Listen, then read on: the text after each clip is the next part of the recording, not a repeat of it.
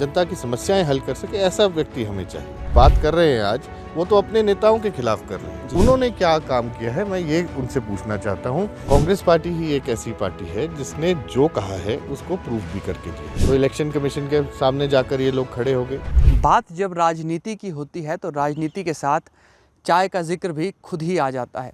और आज हम उसी नगरी में मौजूद हैं जिसे चाय की नगरी के नाम से जाना जाता है। हमारी मौजूदगी पालमपुर में है और पालमपुर की खूबसूरत वादियों में धीरे धीरे जो चुनावी रंग है वो चढ़ता हुआ नज़र आ रहा है।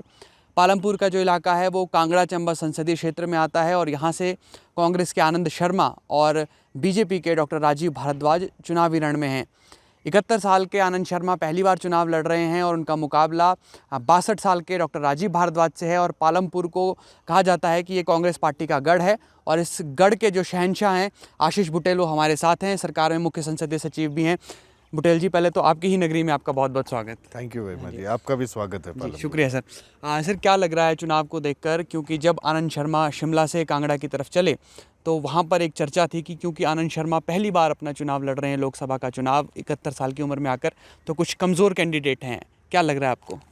देखिए, ये तो भाजपा का भ्रामक प्रचार था, लेकिन जैसे ही 3 मई को आनंद शर्मा जी कांगड़ा में आए जी, उसके बाद से इनके प्रचार ने भी रफ्तार पकड़ी और लोगों ने इनको सुनना शुरू किया। लोगों ने इनको पहले भी जानते हैं और भाजपा का जितना भी भ्रामक प्रचार था वो भाजपा के लोग औंधे मुँह गिरे हैं। अब बात सिर्फ इतनी सी है कि जहाँ पे एक तरफ हमारे पास जो आनंद शर्मा जी के रूप में कांग्रेस पार्टी के उम्मीदवार हैं जी, अब एक सांसद कांगड़ा चंबा क्षेत्र नहीं चुनना चाह रही है, एक मंत्री को चुनने जा रही है और एक पावरफुल मंत्री जो कि वो हमेशा रहे हैं, बहुत बड़े बड़े महकमे उनके पास रहे, ऐसे एक मंत्री को इंडिया गठबंधन की सरकार में एक बहुत बड़ा ओहदा मिलने वाला है। और हमें फ़क्र होता है ये कहते हुए कि ऐसी एक विभूति यहाँ से आई हैं, कांग्रेस पार्टी ने प्रत्याशी के रूप में भेजी हैं, जिन्होंने हमारे इलाके के लिए राज्यसभा सांसद रहते हुए अपना डिप्टी लीडर ऑफ ऑपोजिशन इन राज्यसभा रहते हुए और उससे पहले सभी डिपार्टमेंट्स के मंत्री रहते हुए पूरे हिमाचल प्रदेश को और खासकर कांगड़ा चंबा लोकसभा क्षेत्र को बहुत कुछ दिया है। तो मैं ये समझता हूँ कि जहाँ हम ये कह रहे हैं कि कमज़ोर कैंडिडेट, वो भाजपा की सोच हो सकती है या भाजपा का प्रचार हो सकता है, लेकिन असलियत सिर्फ ये है कि एक बहुत ही सक्षम और कांगड़ा चंबा की आवाज़ जो लोकसभा में उठाएंगे और हमारे जितनी भी समस्याएं हैं उनका हल करेंगे, वैसा कैंडिडेट हमें यहाँ पे आनंद शर्मा जी के रूप में मिला है। आनंद शर्मा जी को लेकर एक ये चर्चा है आम लोगों में कि बहुत ही हाई प्रोफाइल नेता हैं। आपके हर्ष महाजन जो पहले कांग्रेस के ही नेता थे, उनसे कल हमने बात की तो वो कहते रहे कि हर्ष महाजन अगर आनंद शर्मा को कोई छू भी ले, हाथ भी लगा ले, तो वो उससे भी एक एनॉय हो जाते हैं। एक ऐसा फिगर उनका है और वो आम कार्यकर्ताओं से जुड़े हुए नेता नहीं हैं। इसे लेकर आप क्या कहेंगे बुटेल जी? मैं सिर्फ इतना कहूँगा कि भाजपा के पास आज कोई मुद्दे की बात करने को कुछ नहीं रह गया और भ्रामक प्रचार करने में ये नंबर 1 है। और हमने 3 मई से कांगड़ा चंबा लोकसभा क्षेत्र ने ये देखा है कि आनंद शर्मा कोई हाई प्रोफाइल नेता नहीं, आनंद शर्मा कर्मठ नेता हैं, एक संघर्षशील नेता हैं, एक ऊर्जावान नेता हैं। और ये बात भाजपा को हजम नहीं हो पा रही है कि इतना स्ट्रॉन्ग कैंडिडेट कांग्रेस पार्टी के पास कहाँ से आ गया और क्यों यहाँ पर उतारा गया है। इनके पास जब मैं कह रहा हूँ कि प्रचार करने के लिए कुछ नहीं है, मुद्दों पे बात करने को कुछ नहीं है, तो ऐसी ही भ्रांतियाँ फैलाने की बात करते हैं। हम सब देख चुके हैं, हर एक कॉन्स्टिट्यूंसी में आनंद शर्मा जी जा चुके हैं। हर एक छोटे से छोटे व्यक्ति से जो जिसको मैं समझता हूँ कि ऐसा व्यक्ति या कार्यकर्ता कांग्रेस पार्टी का जो आखिरी पंक्ति में खड़ा है, उसको गले लगाने का काम उन्होंने किया है। और अगर ऐसा वो कर रहे हैं तो भाजपा सिर्फ अपनी राजनीति चमकाने के लिए ऐसे प्रचार कर रही है और जिनसे उसको मुझे लगता है कि भाजपा को इससे थोड़ा सा दूर रहना चाहिए। बुटेल जी, जो जातिवाद है या क्षेत्रवाद है वो देश की राजनीति की सच्चाई है। लोग कहते हैं कि जातिवाद क्षेत्रवाद दूर हो गया, लेकिन हमें ये नज़र आता है। और कांगड़ा को लेकर एक चर्चा रहती है कि यहाँ पर क्षेत्रवाद और जातिवाद और इलाकों के मुकाबले ज़्यादा हावी रहता है। ऐसे में कसौली से संबंध रखने वाले आनंद शर्मा, जिनका घर शिमला में रहा हो, वो कांगड़ा में आकर चुनाव लड़ रहे हैं, तो उसको लेकर भी भाजपा, आपका जो विपक्ष है, वो सवाल खड़े कर रहा है। देखिए, सबसे पहली बात ये है कि क्षेत्रवाद की यहाँ पर बात नहीं चलती है, ना जातिवाद की चलती है। सबसे पहली बात, हम लोग एक ऐसी पार्टी से संबंध रखते हैं, आनंद शर्मा जी भी, मैं भी, और कांग्रेस पार्टी एक ऐसी पार्टी है जो क्षेत्रवाद और जातिवाद में विश्वास नहीं रखती है। नंबर एक बात। नंबर दूसरा, जो लोग अगर ये भ्रांतियाँ फैलाने की कोशिश कर रहे हैं, उनसे मैं पूछना चाहूँगा कि यहाँ से उनकी पार्टी के कई बार के सांसद रहे, उन लोगों ने क्या क्या काम किए वो गिनाए, और हम गिनाने को तैयार हैं कि आनंद शर्मा जी ने यहाँ के लिए क्या काम किए। हमें चाहिए एक काम करने वाला नेता, एक ऐसा सांसद, एक ऐसा मंत्री जो कि हमारे लोकसभा क्षेत्र यानी कि कांगड़ा और चंबा को जो यहाँ की समस्या है उनका हल कर सके। एक ऐसा आदमी जो हमारे जो भी हम काम यहाँ पर चाहें या जो यहाँ की जनता चाहती है उसके ऊपर फोकस करके उसका काम, जनता की समस्याएं हल कर सके, ऐसा व्यक्ति हमें चाहिए। और आनंद शर्मा जी बिल्कुल एप्ट पर्सन है इसके लिए। और भाजपा का तो मैं तो कह रहा हूँ कि प्रचार करने के लिए सामग्री उनके पास नहीं है, मतलब वर्बल सामग्री जिसको हम कहते हैं, तो वो नहीं है। अगर भाजपा के पास नहीं है तो आनंद शर्मा जी के ऊपर ये लांछन तो लगाने की कोशिश करेंगे। मैं दूसरी तरफ ये भी पूछना चाहूँगा और ये कहना भी चाहूँगा, अगर ये क्षेत्रवाद की बात करते हैं कि हिमाचल में ही पैदा हुआ एक नेता, वो क्या कांगड़ा चंबा से चुनाव नहीं लड़ सकता? मोदी जी तो गुजरात में पैदा हुए और लड़ रहे हैं चुनाव वाराणसी से। स्मृति ईरानी कहाँ पैदा हुई, लड़ रही हैं चुनाव अमेठी से।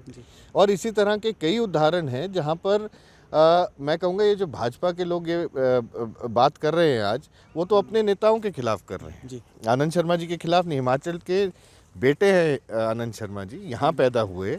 अभी हाल ही में बहुत सारे लोगों को ये नहीं मालूम था कि बहुत अच्छी कांगड़ी भाषा में बात करते हैं और यहाँ की समस्याओं को जानते हैं।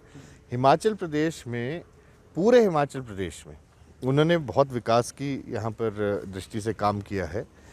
हर एक मंत्रालय जो उनके पास रहा उसमें काम किया। विदेश मंत्रालय रहा तो पासपोर्ट ऑफिस शिमला में आया जब हमें चंडीगढ़ और जालंधर जाना पड़ता था। कपड़ा मंत्रालय आया तो कांगड़ा के national institute of fashion technology का यहाँ पर उन्होंने गठन किया छेब में, कांगड़ा ज़िले के अंदर। पालमपुर के टी बोर्ड की बात करें, जो सिर्फ एक कलकत्ता में दफ्तर होता था, आज वो पालमपुर में भी रीजनल ऑफिस है, वो भी उनकी देन है। टी म्यूज़ियम उनकी देन है। और इसी तरह से मैं समझता हूँ कंदरौरी का जो इंडस्ट्रियल पार्क है, जो कि 150 करोड़ के लगभग, जब ये कॉमर्स एंड इंडस्ट्री मिनिस्टर थे पूरे हिंदुस्तान के, उस समय की देन है। तो मैं तो सिर्फ इतनी सी बात कहना चाहूँगा कि जो हमारे यहाँ से सांसद दूसरी पार्टियों के रहे, उन्होंने क्या काम किया है, मैं ये उनसे पूछना चाहता हूँ। हमें चाहिए, इलाके से कोई लेना देना नहीं होता, एक ऐसा आदमी तो चाहिए ना जो यहाँ पे काम करे, अपनी सांसद की भूमिका ठीक निभाए। हमने इनकी स्पीचेस सुनी हैं, राज्यसभा के अंदर सुनी है, संसद के अंदर सुनी है, और जो बात कहते हैं बहुत खुल के कहते हैं, बहुत स्पष्ट कहते हैं और ज़ोरदार तरीके से अपनी बात रखने वाले हैं। उसी ज़ोरदार तरीके से अगर कांगड़ा चंबा की कोई बात रखेगा तो आनंद शर्मा ही रख सकते हैं। बुटेल जी, जो 2019 का चुनाव था ऐतिहासिक रहा भारतीय जनता पार्टी के लिहाज से। सभी 68 विधानसभा क्षेत्रों में भाजपा ने लीड हासिल कर ली। आपके इलाके से भी 18,000 से ज़्यादा की लीड थी। और कांगड़ा तो एक ऐसा इलाका बन गया जिसने पूरे देश भर में रिकॉर्ड स्थापित किया। किशन कपूर को रिकॉर्ड मत यहाँ से मिले। तो 5 साल बाद आपको क्या लगता है कि ऐसा कांग्रेस क्या पासा पलट देगी इस बार, कैसे तख्ता पलट कर देगी कि इतनी बड़ी लीड को काट दिया जाए? देखिए, मैं इतना कहना चाहूँगा, 2014 का जो चुनाव हुआ उसमें भाजपा यूपीए सरकार के बाद आई जी। और 2019 में जो चुनाव हुआ उसमें जो मुद्दे थे वो बहुत अलग थे। लोगों को ये लगता था कि शायद एक बार फिर से भाजपा को, क्योंकि 10 साल से मतलब 2014 में किए गए वादे आज तक पूरे नहीं हो पाए हैं, लोगों को लगता था एक बार इनको दोबारा से यहाँ से जिताना चाहिए और जिताया भी। लेकिन आज सबसे पहली विफलता जो भाजपा की मैं समझता हूँ, जिस तरह इन्होंने रोज़गार के क्षेत्र बंद कर दिए हैं। अग्निवीर की पॉलिसी इन्होंने लाई, जो कि हमारे और इस इलाके के कांगड़ा चंबा से सबसे ज़्यादा, अगर आप डेंसिटी वाइज देखें तो सबसे ज़्यादा अगर फ़ौज में कोई भर्ती होती थी तो वो कांगड़ा चंबा की होती थी और हमीरपुर की होती थी। अगर कांगड़ा से हमारे बच्चे फौज में जाते थे, आज उनको अग्निवीर की जो पॉलिसी ये लोग लेकर आए हैं उसकी वजह से बिल्कुल तबाह कर दिया उनके करियर्स। और अब लोग समझ गए हैं कि जो भाजपा ने 10 साल से प्रचार किया, जिस बात की इन्होंने जो बातें यहाँ पर की, उसमें मैं समझता हूँ कि किसी तरह की भी सच्चाई नहीं है। ये लोग समझ चुके हैं, इस बार तख्ता पलट देना चाहते हैं। और अभी तो 3 फेज़ आपके इलेक्शन के हो गए पूरे देश भर में, हमारा तो आखिरी फेज़ में है। लेकिन जो 3 फेज़ हुए हैं उसकी रिपोर्ट ये है कि भाजपा जब सातों के आपके सारे फेज़ जब ख़त्म हो जाएंगे इलेक्शंस के, तो 200 पार 400 पार की बात करते हैं, 200 भी पार होना बहुत मुश्किल है। और सरकार बदल रही है, हालात बदल रहे हैं और हाथ इस बार फिर से आगे आ रहा है। इंडिया गठबंधन की सरकार डेफिनेटली बनने जा रही है। और कांगड़ा चंबा के लोग जानते हैं कि कांग्रेस पार्टी ही एक ऐसी पार्टी है जिसने जो कहा है उसको प्रूफ भी करके दिया। हमारे अपने मैनिफेस्टो, अगर हम स्टेट गवर्नमेंट की बात करें, हमने जो भी गारंटियाँ दी उस पर काम हो रहा है। ये काम रोकने की बात करते हैं भाजपा वाले, हम काम करने में विश्वास रखते हैं। महिलाओं को अगर हमने 1500 रुपये की राशि देने की बात कही तो इलेक्शन कमीशन के सामने जाकर ये लोग खड़े हो गए कि ये बंद होने चाहिए, फॉर्म नहीं भरने देने चाहिए। लेकिन ओपीएस की जब हम बात की, तो अगर हमने हिमाचल प्रदेश के अंदर ओपीएस दिया, राजस्थान में हमारी कांग्रेस पार्टी की सरकार ने ओपीएस दिया, भाजपा ने आते ही राजस्थान में उसको बंद कर दिया। लोग ये सब कुछ जानते हैं। यहाँ पर भी वो जानते हैं कि जो विकासात्मक कार्य हैं वो तभी चल सकते हैं अगर कांग्रेस पार्टी यहाँ पर सत्ता में आएगी। और इसको पूरा देश जानता है और देश इंडिया गठबंधन की सरकार लेकर आना चाहती है। खूबसूरत लॉन का चक्कर लगाते लगाते हम उसी जगह पर पहुंच गए जहां से शुरुआत की थी। शुरुआत में मैंने जिक्र किया था चाय की नगरी का। अब क्योंकि पालमपुर में हैं तो चाय की बात करना बहुत ज़रूरी हो जाता है। क्या लगता है आपको कि चाय की जो यहाँ के चाय के बागान हैं, जो पालमपुर की फेमस चाय है, उसके लिए भविष्य में क्या काम किया जा सकता है, या फिर अभी तक क्या कमियाँ रही है पूरे विश्व पटल पर पालमपुर का नाम और भी ज़्यादा आगे बढ़े, यहाँ के लोगों के लिए रोज़गार की दृष्टि से भी इस चीज़ को आगे देखा जा सके? क्या किया जा सकता है चाय को लेकर बुटेल जी? देखिए, अगर तो आप पूछ रहे हैं कि टी इंडस्ट्री के लिए क्या कर सकते हैं, या आप पूछ रहे हैं कि जो सांसद यहाँ से चुनकर आएंगे आनंद शर्मा, वो चाय के लिए क्या नहीं, करेंगे? मैं पूछ रहा हूँ कि टी इंडस्ट्री के लिए क्या किया जा सकता है? टी इंडस्ट्री के लिए देखिए, टी इंडस्ट्री एक ऐसी इंडस्ट्री है जो कि बहुत लेबर इंटेंसिव है। बहुत लोगों का रोज़गार इस इंडस्ट्री से जुड़ा हुआ है। तकरीबन डायरेक्टली या इनडायरेक्टली पूरे कांगड़ा और मंडी का कुछ क्षेत्र है जहाँ पर चाय का उत्पाद होता है, और चंबा का भी थोड़ा सा क्षेत्र इसके अंदर आता है। लेकिन सबसे ज़रूरी बात यह है कि हमारी जो यहाँ पे जो चाय की वो है, क्वालिटी बहुत अच्छी है। लेकिन लेबर इंटेंसिव होने की वजह से हम लोगों के पास अभी मैकेनाइजेशन का अभी शुरुआत यहाँ पर हुई है। सरकार से हमारी तो ये अपील है, क्योंकि इधर तकरीबन 10,000 लोग इससे डायरेक्टली या इनडायरेक्टली इस ट्रेड से जुड़े हुए हैं। और चाहे वो चाय बागानों में काम करते हों, चाहे वो पैकेजिंग में काम करते हों, मार्केटिंग में काम करते हों, चाहे हमारे ट्रक यहाँ से कलकत्ता जा रहे हैं उनके लिए काम करते हों, इसके लिए 10,000 से ऊपर ही होगा नंबर, इससे कम नहीं है। जो अगर ऐसे परिवार यहाँ पर जुड़े हैं, मुझे लगता है सरकार से मेरी ये भी दरख्वास्त रहेगी, और हम कोशिश भी करें। इस बार भी हिमाचल प्रदेश की सरकार ने कोशिश की है कि मैकेनाइजेशन के लिए, चाय के बागानों की मैकेनाइजेशन के लिए सब्सिडी होनी चाहिए, ताकि हम लोग इसको मैकेनाइजेशन की तरफ, मशीनीकरण की तरफ शिफ्ट हो। और इसके बाद अभी सारी ऑक्शन हमारी जो होती है वो जाकर कलकत्ता में होती है।